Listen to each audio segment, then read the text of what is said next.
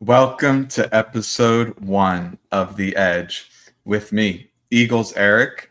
This is going to be a dynamic show. 1 week is going to be totally different from the next. We're going to have guests. We're going to do film breakdowns. Today, we're going to start off with a mailbag episode so you guys can really see my thought process and I can start to talk about content that you guys care about. So we're going to go through a ton of questions. There was an incredible amount of people who responded.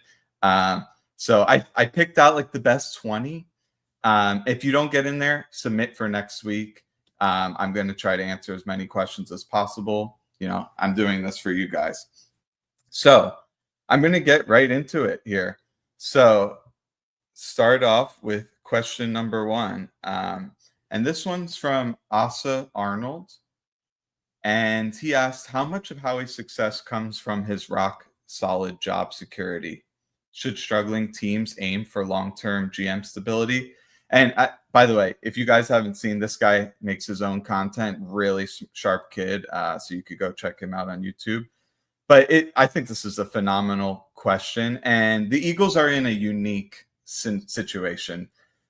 Job security allows a GM to make aggressive moves, you know, without the fear of being fired. And aggressive moves, to me, they really increase your range of outcomes. So you're taking on more variance as an organization. And so if you have poor talent evaluation, poor coaching staff, you may be even worse off than if you were conservative. But if those systems are high functioning, like they are with the Eagles, you have a much better chance of capitalizing on that higher ceiling via those aggressive moves. And that's what Howie's been able to do. So, you know, for struggling teams, I think the best bet is to really find your guy and give them the keys to the castle. And that's something we've seen with the Jaguars and Gladstone, and they made the biggest deal of the draft. Now, people said they gave up way too much, but in a draft like that, where there's not a lot of blue chip talent, I think you can kind of justify giving up extra assets. And the thing is, if it doesn't work out, you can't just fire the guy. So terrific question there. Hopefully that was a good answer. And as we go through, I'll sprinkle in some questions from the comment section as well. So feel free to write in questions. This next one from I'm actually Howie. If it is actually Howie, what's up? What is your season prediction? Do you have concerns about our schedule, the edge depth, and Kevin Patullo's play calling? You know, predictions are a funny thing for me due to the nature of injuries, high variance in one-score game outcomes, and even just the overall parity year to year in the NFL. You could argue season predictions are an exercise in futility. I could say if everything transpires the way I'd expect it to on paper, this is what I think, but that doesn't happen. But obviously no one wants to hear that. They just want to hear my bold prediction. I think the Eagles may struggle to find their offensive identity, you know, with an inexperienced offensive coordinator. But I think they'll find their stride later in the season like they did with Kellen Moore. Now, I think Kellen Moore has a lot better pedigree than Patullo. But I'm not ready to like make any conclusions about him because there's just not enough information. And that's something probably by the time we get to week 10, I'll have a fairly good handle of his approach. I think the defense may struggle against teams that commit to the run. It was a funny thing last year where the second half of the season through the playoffs, there was hardly any teams that challenged them in the run game. And it really benefited the Eagles, played right into their hands. And I think this speaks a little bit to what you mentioned about concerns about edge depth. They have 1 million designated pass rushers, but they don't have any bona fide run stuffers. So I hope they bring someone in, and later in this episode, we'll talk a little bit more about potential people they could to do, like, you know, how they could fortify the edge in early downs. I think the secondary has a chance of being just as good, if not better, than last year. Obviously they lost Slay and Gardner Johnson, but Q and DeJean have another year under their belt. And I project Campbell as a great off-ball linebacker from day one. And I think Makuba may turn out to be more reliable in coverage than Gardner Johnson. Probably won't have as many impact plays. I will, as much as I was not the highest guy on Gardner Johnson, he probably made one big play a game, especially in the latter half of the season, and that's valuable.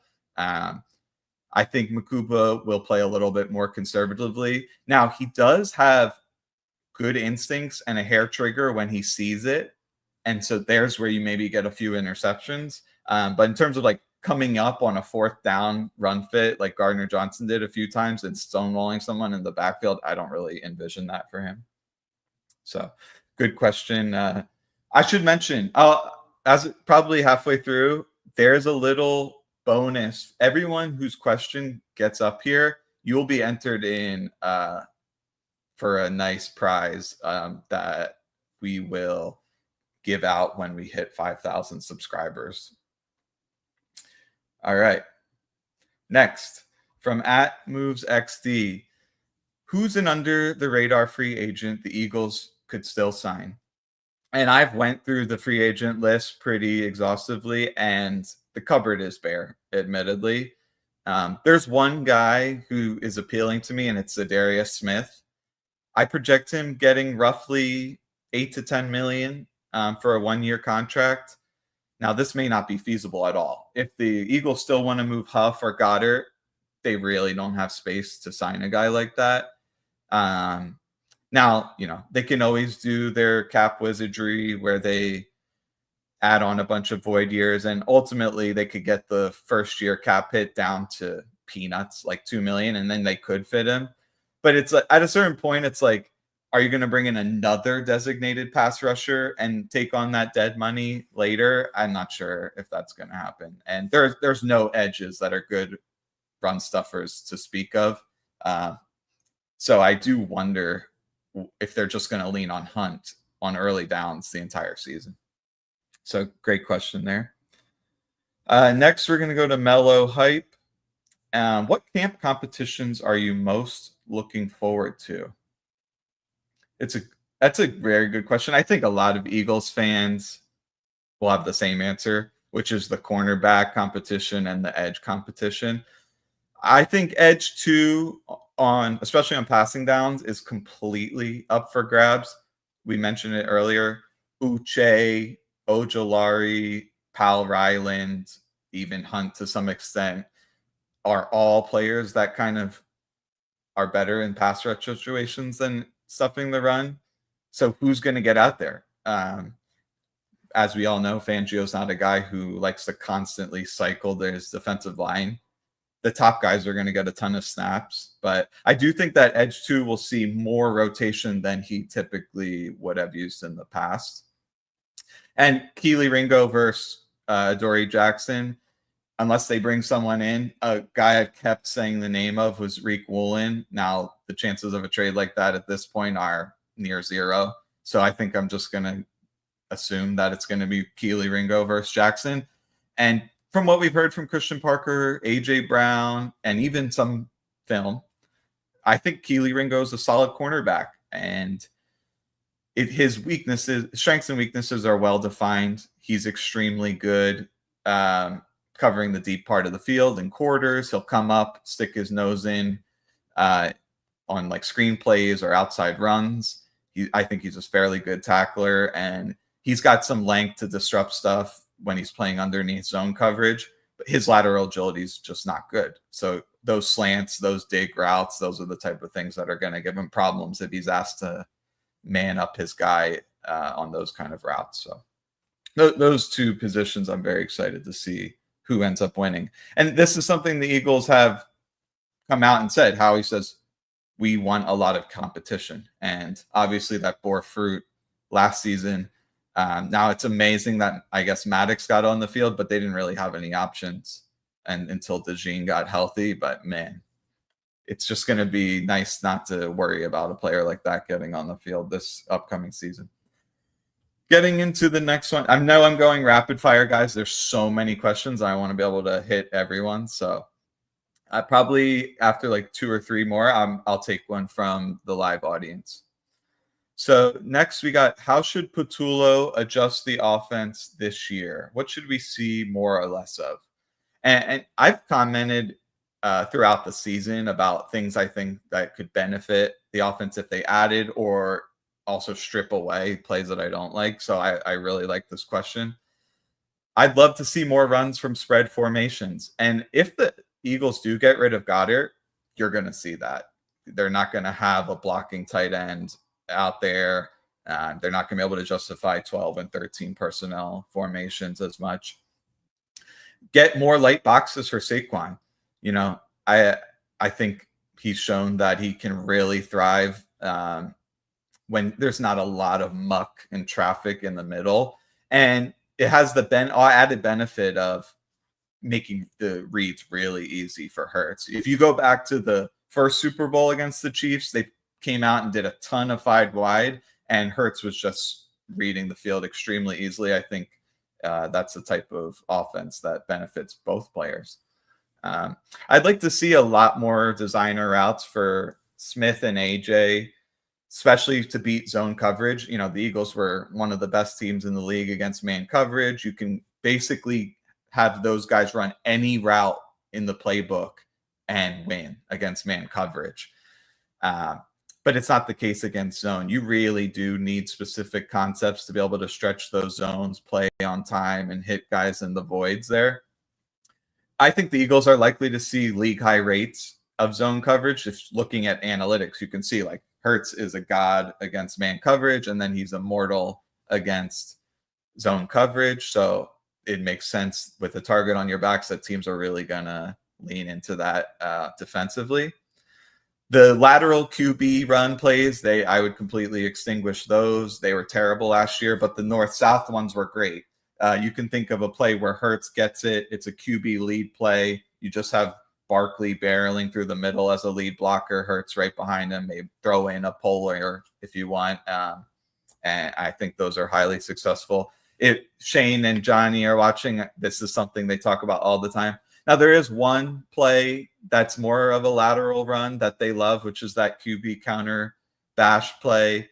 But that has the benefit of you have like Lane Johnson and the guards coming across the formation to lead for Hurts. So it kind of alleviates some of those concerns about lateral quickness, because it ultimately does turn into a north-south run once he gets past the line of scrimmage.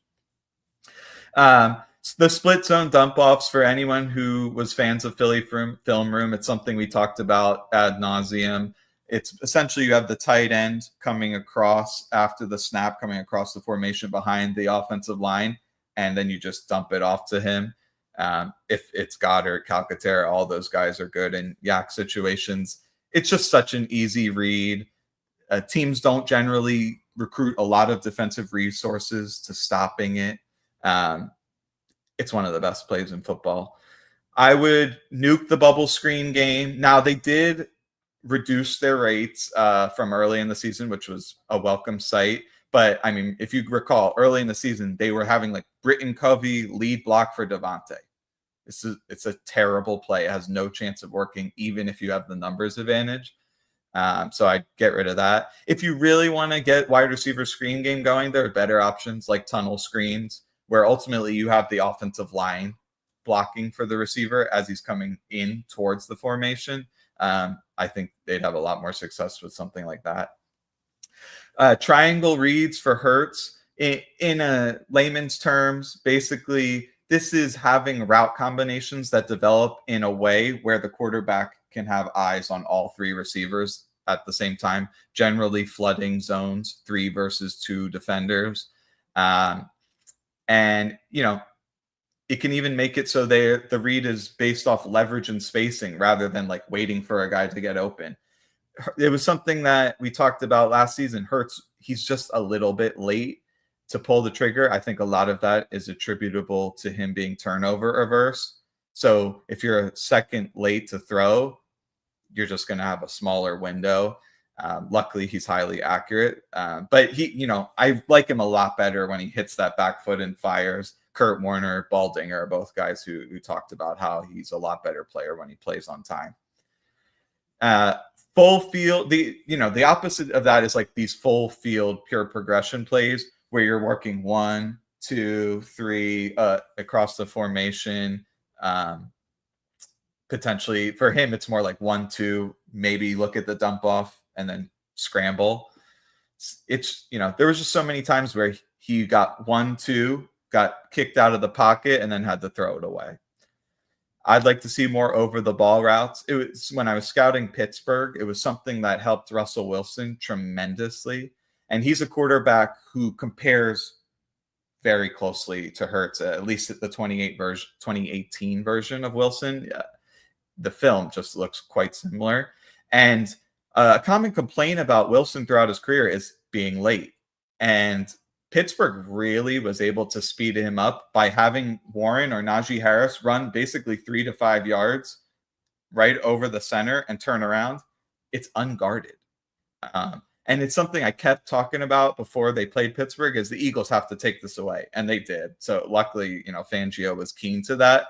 But it's like a cheat code in offense. If you don't, your first couple guys don't get open, you could just dump it off and then you just have Saquon Barkley with space. And same side toss plays is something I specifically like out of shotgun. We know they're going to run a ton of shotgun. So I think that was a pretty comprehensive answer there. Let's see. Next. Do you see a league-wide alignment in team building strategy? Were there fewer draft steals this year because of this? That's a good question. It's very easy to like read the tea leaves, it's easy to like look at what a team did and then just in the back of your head say, oh, they're just copying what the Eagles did, when it may not necessarily be the case. So I'm not necessarily the biggest believer in this in general, but I think teams are starting to value athleticism even more, and the type of skill sets and physiques that are coming out of college are changing. And due to the nature of college schemes, what they ask of their players, it's a different type of athlete, different skill set. And I think this trickles up to the NFL. And we're seeing it, especially with like the linebacker and tight end positions. Both have slimmed down, become more agile, but not as strong. And the Eagles were able to exploit that last year with Saquon running behind those 5 offensive linemen who are historically large. If you look at height and weight, they're up there with all time in the NFL. So that kind of gives them an advantage with all these like tiny linebackers and safeties in the NFL. And, there is always a little copycatting of the best teams, especially the Super Bowl champion. And I think there are specific examples of that. But it's not something that I think, gets too crazy. Were there fewer draft steals? I don't think so. Fortunately, I don't have an attribution for this next question. The Eagles had to prioritize certain roster holes in the draft. Was that purely opinion or is there analytical justifications? I think even before the draft, the Eagles could field a fairly complete roster. Yes, Sidney Brown, Ringo Steen, Trotter Jr., they're not ideal starters, but look at other teams' depth charts. They have players like that, more players like that starting without the high-end talent that the Eagles have. So I think you can still win with them. They obviously significantly upgraded their linebacker and safety holes.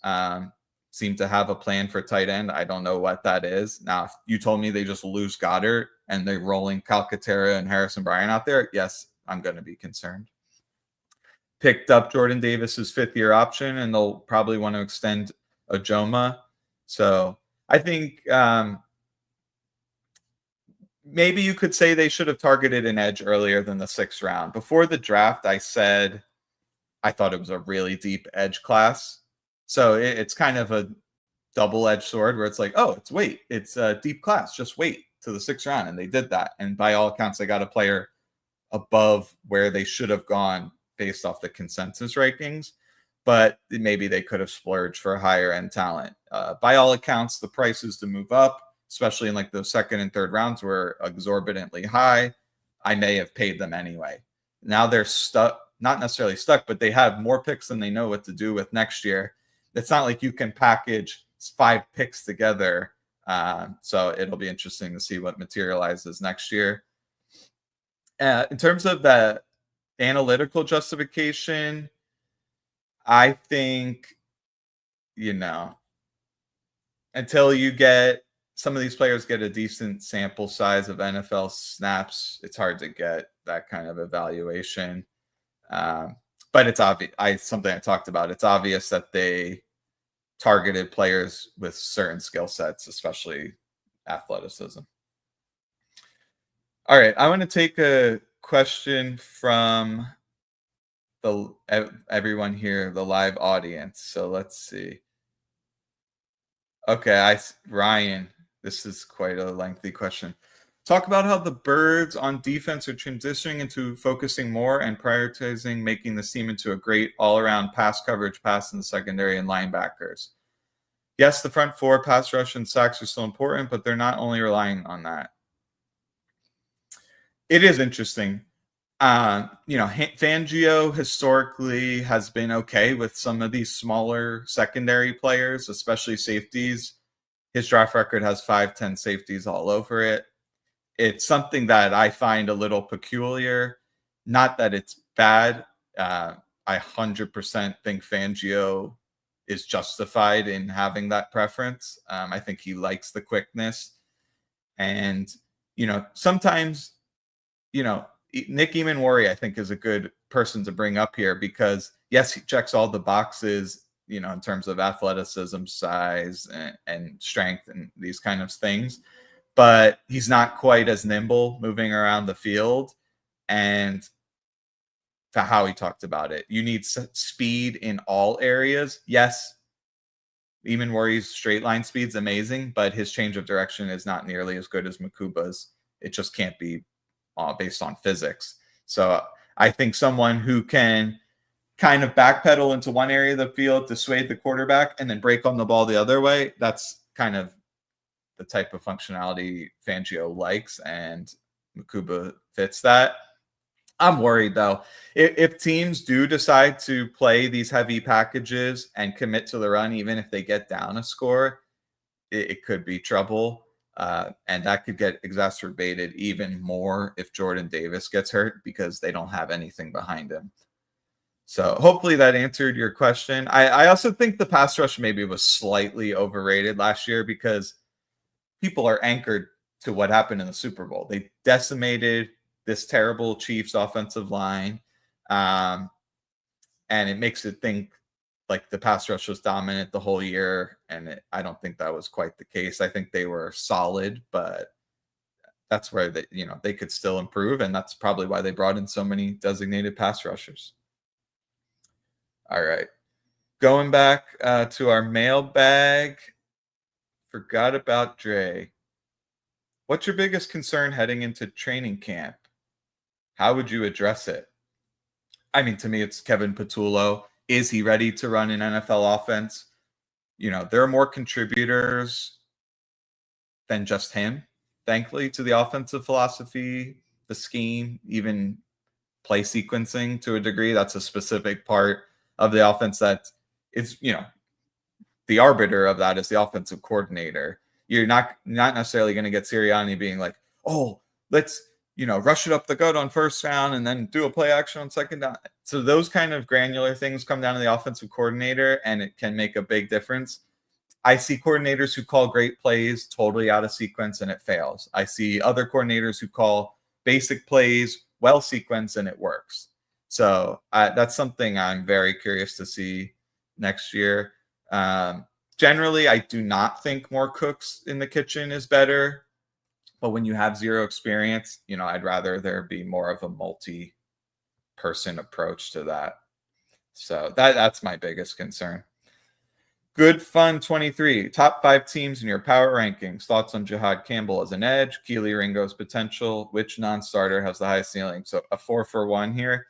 I'll just go rapid fire here. Eagles, Ravens, Chiefs, Lions, Bills.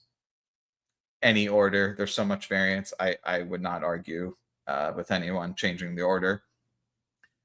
Jihad Campbell as an edge.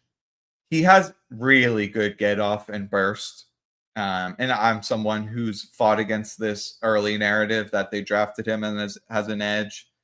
Now the narrative seems to have changed. Very limited move set. Really, he's got this dip move where he goes underneath the tackle or a quick swipe. His bend's really good. He's, overall, he's just a really limber, explosive athlete. He has almost no power whatsoever. If you were to ask him, even with a runway, if you were to ask him to just do a speed to power move, he's getting almost no initial knockback and almost no leg drive after that. That's why I suggest he put on 10 pounds. He has speed to spare. So if he got a tick slower, but let's say 25% better play strength, that trade-off is well worth it, in my opinion, and he'd be better as an edge. So as it is now, I'd much prefer him as a off ball, especially because you get more impact from him blitzing than you would just lining him up as a true edge rusher. Keely Ringo's potential, I talked about it a little bit earlier. I'm a Ringo fan. We talked about his strengths and weaknesses being very defined. As a linear athlete, he's good. Laterally, not as good. So, I'm pretty bullish on him. I think he can be an average corner. Which non-starter has the highest ceiling? I think it is a tricky question. The player that came to mind for me was actually Ben Van Sumeren.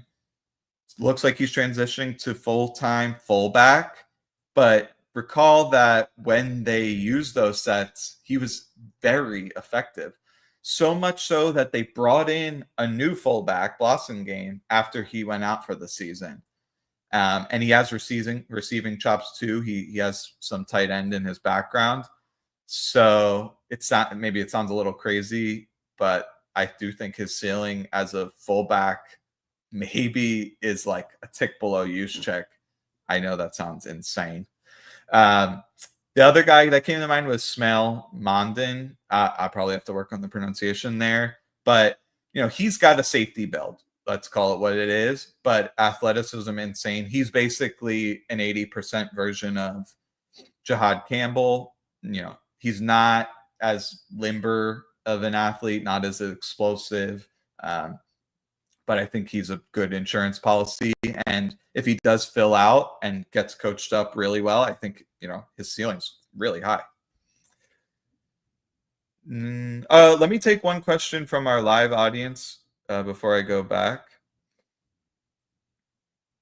Hopefully everyone, if you're appreciating this, throw a W in the chat if you're liking it. Otherwise, throw an L if you hate it.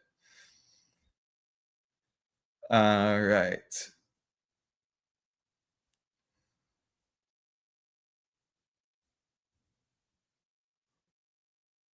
Larry Love. Who's our speed guy in the passing game?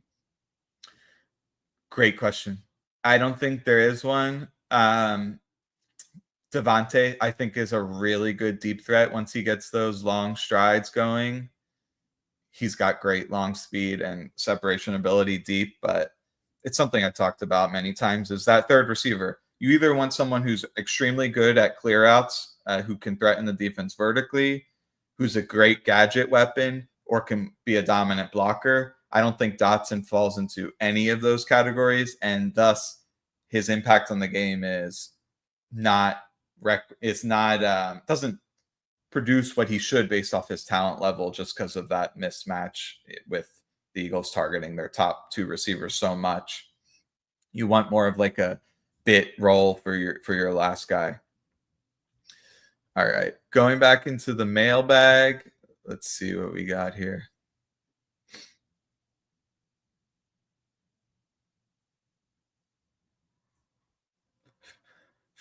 We did talk about plays I'd like to see a little bit earlier, but favorite offensive plays that are non-gimmicks, the split zone play action. Play they used to run that I still love is Andy Reid when they ran the red zone shovel passes. You can't fumble it. It's an incomplete pass if it doesn't work. They have road graders up the middle. They can give it to Goddard. I think that would be a great play. Short yardage situations as well. All right, moving in. John D. Who starts opposite Quignon? Ringo. Shane Half. What's the surplus value of drafting an interior offensive lineman in round 1? Is it ever justifiable in the top 15? For people who don't know, I created a draft pick value algorithm based off the 2025 class specifically and the positional scarcity that existed at each group. So check that out on Twitter if you're interested. But I do think there is a misconception that the guard market has exploded and it's now a near premium position. The facts just don't back this up. Now, yes, there was, a few guys who got big money, like 20 plus million for middling guards. So it makes it seem like that. But I think there was more of like desperation plays, specifically like the 49ers. The truth is there's a ton of adequate guards in the NFL that are making less than 8 million per year. So you're paying a premium already if you draft one in the top 15. So if they're an all pro, yes, it's still great value. Doesn't matter if you get someone of that talent level at any position at any point in the draft, it's great value. Otherwise, it's a potential disaster. We've seen how badly teams misevaluate guards even in the first round. So if it works out decently, you just got requisite value. It has to be like a home run grand slam for it actually to generate any surplus value. So it's a tough pick. Next, we'll get into Rusty Supernaut. How do you envision Fangio using the new rookies? I think Campbell will play 75% of his snaps as an off-ball linebacker, and they'll have checks at the line depending on the offensive formation or even designer calls that bring him up as an edge rusher. And I think they'll use him to blitz quite a bit. I think Makuba will get to play a lot of inside quarter assignments. And for people, it's something I'll put on Twitter. I have committed to like doing a Vic Fangio lesson of the week where I'll put up a clip of a coverage with a diagram and then explain exactly what transpired in that play. And hopefully this will help kind of people understand the mechanics of some of these coverages, what they're trying to accomplish. And when you're like in one of those inside quarters in cover 4, you do have the ability to rob crossing routes if you don't have any like vertical routes that may be in your zone or coming behind you from across the field. So, Makuba is someone with amazing peripheral vision. So if he's like, okay, I don't got to worry about my quarter, immediately he's starting to look for those like 10 to 15 yard in breakers. And I think he'll be able to make plays on the ball in those situations and match up against inside wide receivers in man coverage situations. All right. Eric. Any players the Eagles drafted that I like or dislike, but the data doesn't support your opinion? I'm glad you asked this because admittedly, I'm someone who has a passion for the statistics and I post visualizations on Twitter all the time. But I think it does give this idea that I value it to a tremendous degree when I'm looking at players, and it's not the case. I think it's, another piece of information that I use to inform my opinions, but the film, it has a much higher importance when I'm evaluating. I think there are strong statistical and physical measurement indicators for almost every single player they drafted. Campbell, he led Alabama in everything, and he's an athletic juggernaut. Makuba is extremely quick, and he had 99th percentile zone coverage grade from various charting services like Sumer Sports and PFF. Players they didn't go after that I liked were David Walker and Braden Swinson, 2 late round edge rushers. But there's a lot of things in their profiles that would turn teams off. David Walker will be 25 in his rookie season, and he played in the lowest level of college football you can. So obviously that's a projection, but once I saw him do really good at the Senior Bowl, I was sold on him. His also not ideal measurements or athleticism. Swinton, he's similar. 1 year production, not the youngest guy in the world, not the most athletic. He was basically a pressure machine at LSU. I don't know. I can't substantiate this, but people say maybe he had conflicts with coaches, so that maybe pushed him down the board. Pure film grade, he was probably like an early third rounder, something like that. Someone I liked, and I'm interested to see how he'll do. I believe he went to the Patriots. All right. Jim Regan. Can you touch on this comparison for Jahad Campbell and Andrew Van Ginkel? I heard it from McMullen and thought it was the best take I heard. Can you go deeper? You know, I'm someone who's been a fan of Van Ginkel for quite a while. I wanted the Eagles to get him last offseason, but he went for pretty big money, $10 million, and then he just got a big raise. He's going to get $23 million, but what an awesome player. I envision Campbell playing a similar ratio of snaps in the duties that were asked of Van Ginkel, but I see them as distinctly different players. Maybe not as when he came in the league, but now Van Ginkel is a densely built, like strong as an ox player who just has like solid acceleration, speed, and change of direction, while Campbell is very wiry, lean, and he has elite movement ability in all facets, whether it's getting up to speed or changing direction. So yeah, to me, he's just like a faster, leaner version, but what they'll be asked should be fairly similar. Probably a little bit more biased towards off ball for Campbell for those same reasons. All right, we got 2 more mailbags, and then I'm going to start opening it up to some live comments and questions. Sketchlessant. I'm not going to get that one. Sketchellant. Which unheralded player on both offense and defense you think will have the biggest surprise impact this season? Offense, I talked about him before, is Ben Van Sumeren. I love their plays with him as a lead blocker, and he has secret receiving chops too. So perfect candidate for surprise impact. Everyone else is so obvious so it kind of really narrows down the options there. On defense, I just posted about him. The unheralded player is Blankenship. You know, I'm someone who's going back and just watching film of random games from the middle of the year, and he's just always playing solid. He'll take on a bigger role as a leader and communicator this year, now with Slay gone, even to some extent with Dean out early in the season, no green dot. I think Bond will get the green dot, but Blankenship will contribute a lot to getting the secondary aligned, you know, communicating with Makuba especially. So you got 2 second-year players, a 22-year-old, a rookie. So there's just so many guys that need to get on the same page there who are young. All right. Quintanamo Bay. What first got you interested in breaking down film, analyzing contract projections? Luke Kuechly. Luke Kuechly was the first college player I ever scouted. And anyone who would listen to me at that time, I don't even know what my age was, some teenager. I tell everyone how amazing he is. And then once he turned into an all-pro, I felt like, oh, I got a knack for this, picking out talent.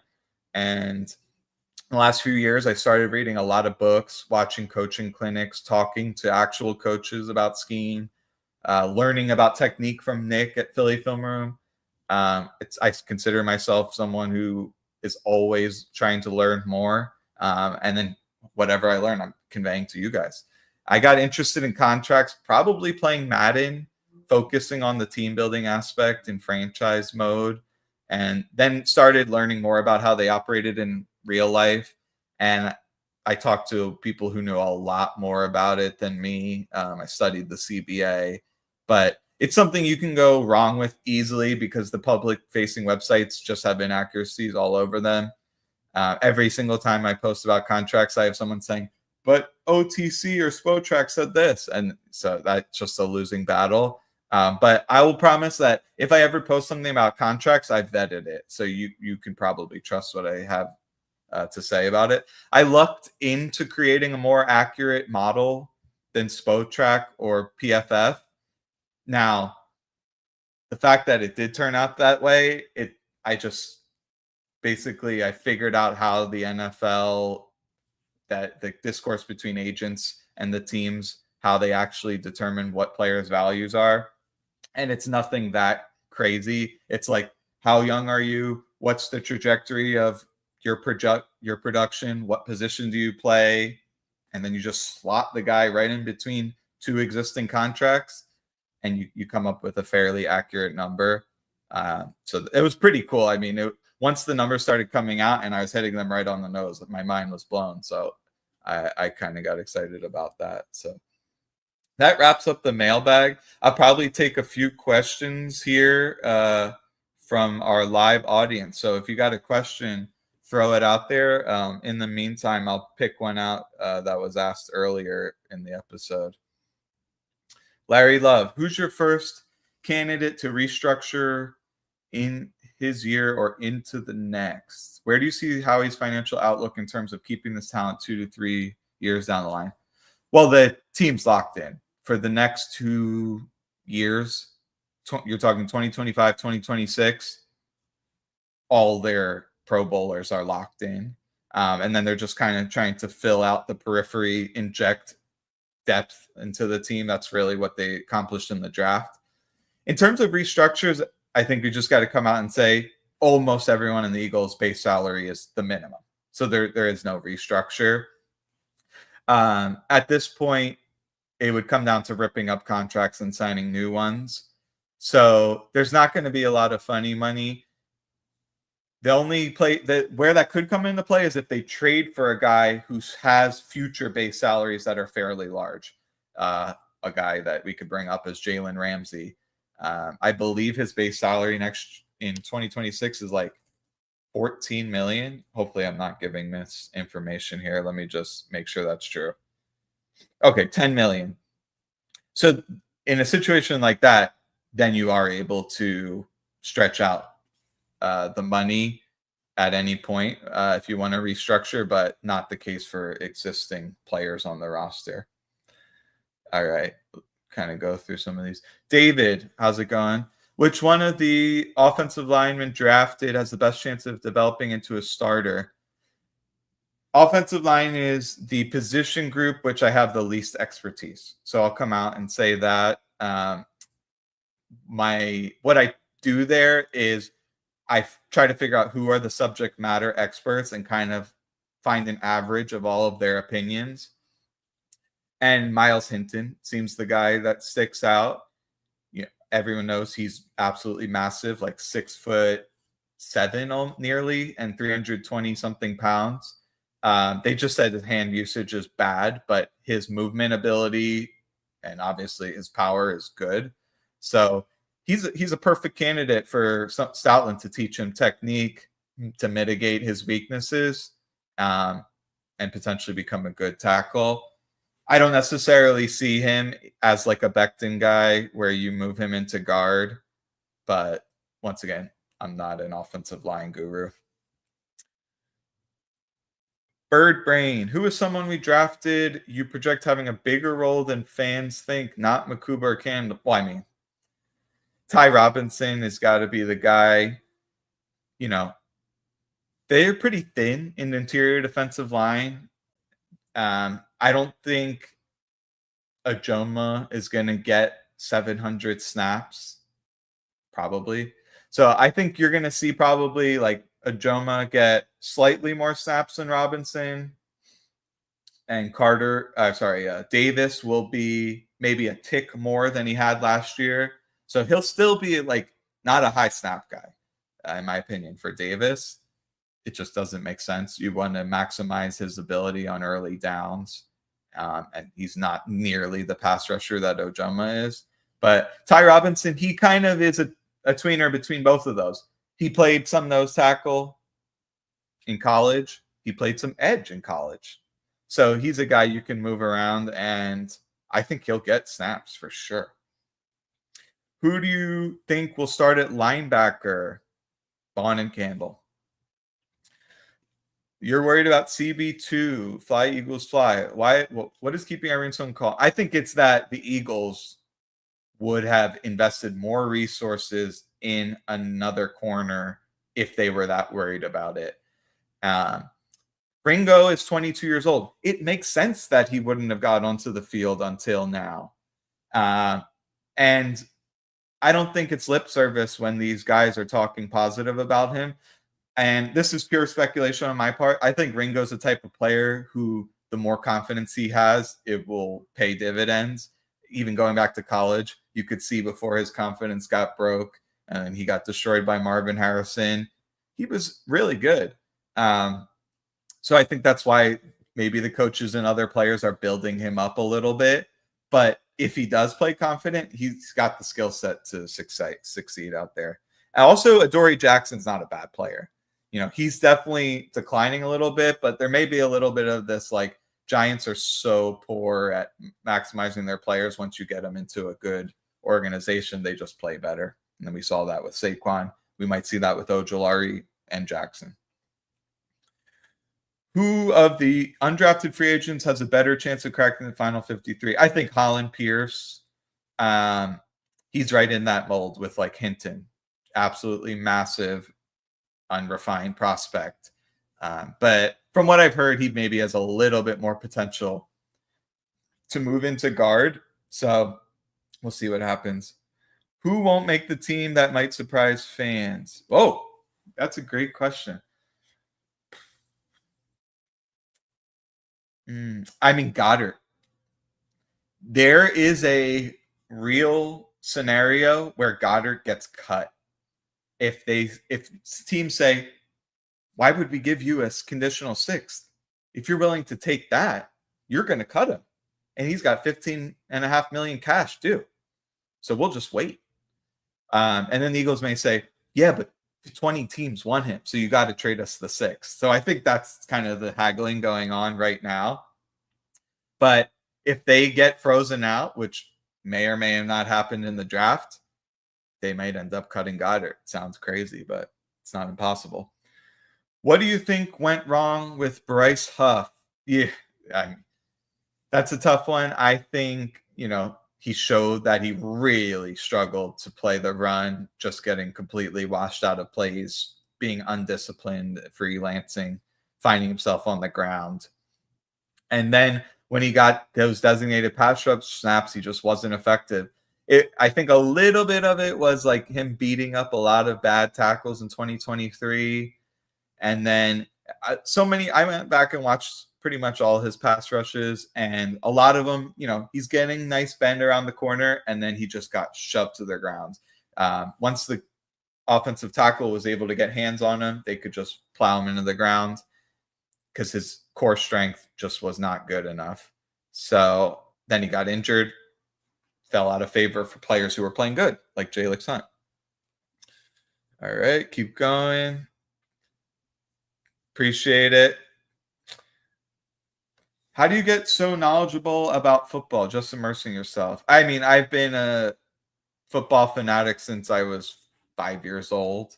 I played football into high school, and once I realized I was way too small to do anything, I just quit and saved my brain. But whether it was through just being a huge fan of the team, playing Madden, playing with my friends, I was always just immersing myself in football. And then in the past few years, really trying to advance that knowledge. Like I said earlier, coaching clinics, reading books, probably most importantly, talking to people who know a lot. I had the ability to go on a podcast with like Match Quarters, Cody Alexander, who's like a defensive coverage guru. And I bought the defensive coverage glossary from Cameron Soren, and then I read books from Bobby Peters about game planning and schemes. I got to talk with Kurt Warner. So just really trying to pick people's brains, digest a ton of content, watch myself come to my own conclusions, just trying to be like a good observer. I think that's all contributed. Well, who's the backup running back? I'm not a Dylan fan. I actually wanted them to draft the running back. Bayshaw Tootin was one of my draft crushes. I think he's not just a pure linear speed back. I think he's a pretty well-rounded back overall. So I'm curious to see what he does. I forget what team. If he went to the Browns, what team did he go to? Jaguars. Interesting. Okay, so he's stuck behind a few guys, but yeah, AJ Dillon. I don't hate AJ Dillon. I think he's people pigeonhole him as a power back because of his size, but it's just not accurate the way he runs. It's way more like LeGarrette Blount, where he kind of tippy toes and like more of a finesse runner who happens to be 240 something pounds. He's got receiving chops. He can pass block.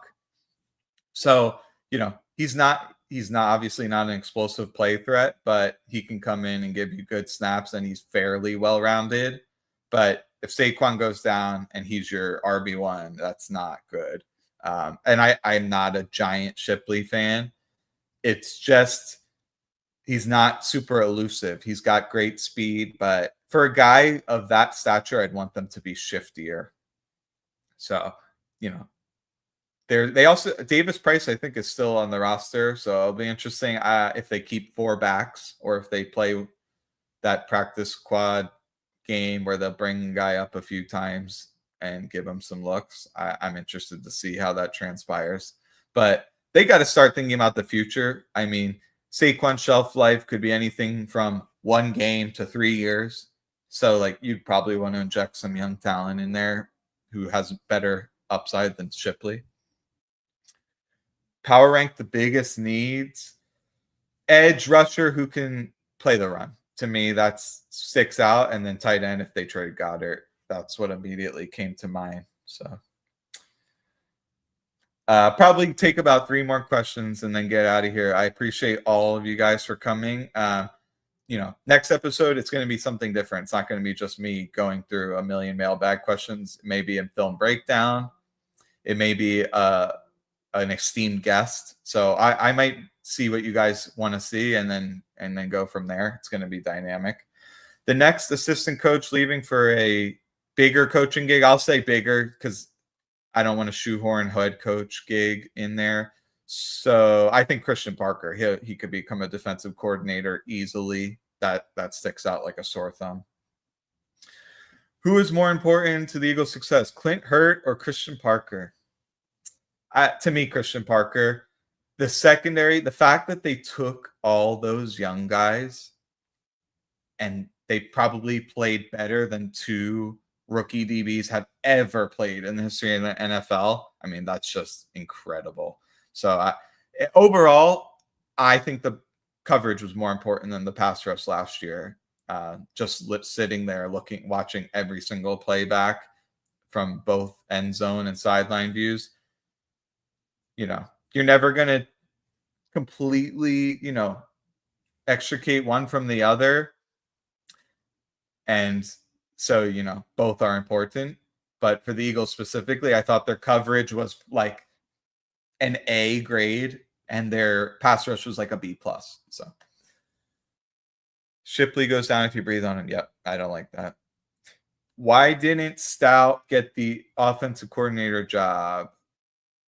I think, it takes him away from some of his duties, which is developing offensive line prospects from nothing burgers to all pros. So he's just so good at what he does. I don't even know to what extent he desires that job. I do believe he's like interviewed for that in the past. But it's like, I'd rather just give him a pay raise and let him keep doing what he's doing. Depth at wide receiver. Yeah, I mean, it's something I talked about earlier. Dotson doesn't have the skill set that would most benefit a wide receiver 3 in the Eagles offense due to how much they target those top 3 guys and even Saquon to some degree in the passing game. So I would have liked to bring in a wide receiver in the draft. They brought in Jalen Lane for a 30 visit. I thought it was almost like a shove it to the media slash fan base of like, we're not going to bring in a single guy that we did for a 30 visit, or just a message to the league like, this isn't a perfect barometer for who we're going to target, and you have to change up your strategy sometimes, especially with a target on your back after winning the Super Bowl. But I am a little surprised that they didn't bring in like a sixth rounder wide receiver. A guy I have said banging the drum for a while is Noah Brown. I mean, between his blocking and clear out routes, it would be literally a match made in heaven. And if one of your top guys go down, he can come in and moonlight as a real X receiver and get 100-something yards. He's done that in the past. What would you rather have, Shane's full beard or Johnny's British accent? British accent by a mile. You can take someone with 100 IQ, give them a British accent, and to American listeners, they sound like Einstein. So I would take that accent in a heartbeat. Yeah. So, all right, I'm going to take one more question. So whatever pops up next, and then we're going to head out of here. I hope you guys all appreciated this. And if you're not listening live, hope that this was a good first episode and you learned something. See if we can get one more question in here.